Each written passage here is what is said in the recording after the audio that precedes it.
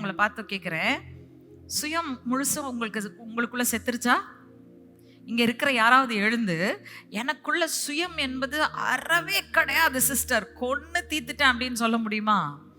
அப்படியே இந்த நொடி பொழுதுல நீங்க சொன்னாலும் சுயம் என்பது ஈஸியா நமக்குள்ள சாகவே சாகாது. அப்பப்போ தலையை தூக்கி நிற்கும். வழங்குதா? நீங்க எவ்வளவு முதிர்ச்சி அடைந்த கிறிஸ்தவனா இருந்தாலும் சரி, நீங்க ஊழியம் செய்யலாம், அந்நிய பாஷை பேசலாம், அற்புத அடையாளங்களை செய்யலாம், ஆனா அந்த சுயத்தோடு நமக்கு சாகும் நாள் வரைக்கும் போராட்டம் உண்டு. அல்லேலூயா.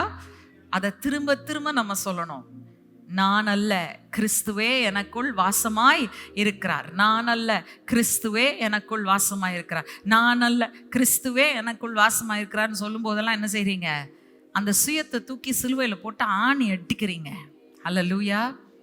புரியுதா உங்களுக்கு?